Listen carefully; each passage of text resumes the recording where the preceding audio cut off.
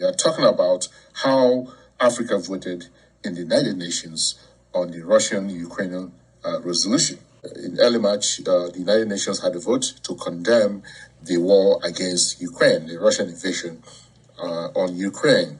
And it's important to understand the African vote because Africa as a continent is very appealing, we all know, for a number of reasons, mostly for the resources. And Africa's relationship with Russia has been critical in the last several years. As a matter of fact, there's been a Russia-African summit where African heads of state flocked to Moscow to interact with Russian officials and Vladimir Putin himself. And in return, Russia has been very involved in the continent, especially in the economic sense, and also giving military assistance to some of the countries on the continent, and having cooperative bilateral trade deals with some of the countries on the continent. So how did Africa vote in this historic resolution at the United Nations? Now, let's take a look at it. Now, there are 54 African countries, and out of the 54, 28 voted in favor of the resolution. And in favor here means they voted to condemn the Russian invasion on Ukraine. And that number includes Nigeria, the biggest country on the continent in terms of population and in terms of the economy as well. And a lot of these countries look towards Nigeria to see how Nigeria will vote. And 28 then, out of 54, that's just barely 50% of the countries voted in favor of the resolution to condemn Russia for invading Ukraine. But what is even more interesting is the order of almost 50% that voted either against the resolution, abstained, or did not vote. So let's take a look at this. 28 voted in favor of the resolution, and 17 African countries voted to abstain from condemning Russia, or abstaining, meaning they've been neutral. They're saying, well, we're not condemning you, but we're not approving either. Amongst those countries are big countries like Algeria, Angola, which is an oil-producing country, and South Africa. South Africa is a huge country on the continent with a very huge economy and GDP, voting to abstain from condemning Russia. And the South African president said that his country is abstaining because, according to him, and I quote, the resolution did not foreground the call for meaningful engagement between Russia and Ukraine.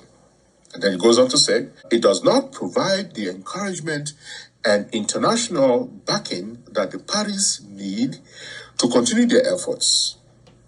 Right? And this is very interesting because the South African position is very interesting because they are saying that we are not going to vote for or against. We're just going to abstain because we don't think the resolution went too far. The resolution should have called for meaningful engagement between the parties, etc. And that's the reason for abstaining. Now, on the other hand, amongst the 28 is Kenya. The 28 that voted for the resolution condemning Russian invasion is Kenya.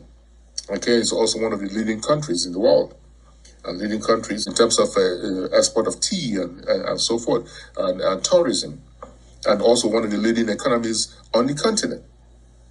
And the Kenyan ambassador Martin Kamini strongly condemned Russia's action and offered very tough criticism, saying that they should not be violating the territorial integrity of another country, because Ukraine, after all, is a sovereign country. It's a sovereign country of 44 million people, and the Kenyan ambassador representing Kenya, the Republic of Kenya, saying that they should not have gone into Ukraine. Right? So he reaffirmed Kenya's respect for the territorial integrity of Ukraine within the context of international law.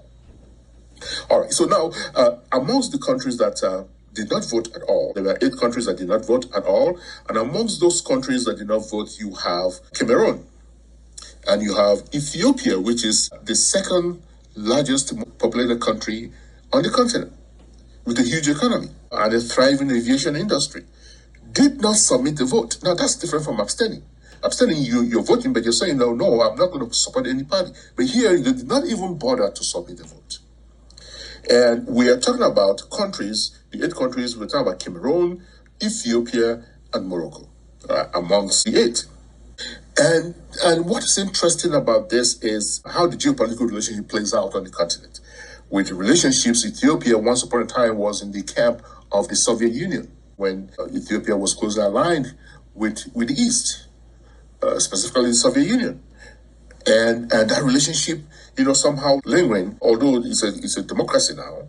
But Cameroon as well and Morocco did not submit a vote. Now, the only African country that voted for Russia against the resolution was Eritrea. Eritrea voted against the resolution, joining Russia, saying Russia did well. Eritrea joined other countries like North Korea that voted for Russia. Belarus, of course, and Syria were the only other countries that said, yes, Russia did well, and we're going to vote for them. We're going to condemn Ukraine and say that the Russian invasion was all in order. Now, the question is, why did Eritrea vote against the resolution? Again, we have to look at the geopolitical relationship and the interaction between Eritrea and Moscow. Eritrea, don't forget, now gained independence from Ethiopia after many, many years of war and became independent in 1993. And since then, it has been a country, a sovereign country, and having its own relationship with Moscow. So the way African vote is a reflection of the economic interest of the countries. Africa has a lot to lose in this war, and that's because there are a lot of Africans in Ukraine. A lot of them students. For example, 8,000 Moroccan students. 8,000 Moroccan students in Ukraine, some of them in medical school. 4,000 Nigerian students in Ukraine. Most of them in medical school and graduate programs and so forth. And $4 billion in export from Ukraine to Africa. $4 billion in export from Ukraine to Africa. So if the war is prolonged, that means all of these things are going to waste. That means the students will not continue their studies, and the exports and the trade relationship negatively impacted. And so Africa has a lot to lose with this invasion. But the way they voted does not reflect this reality. And that is the concerning aspect of it.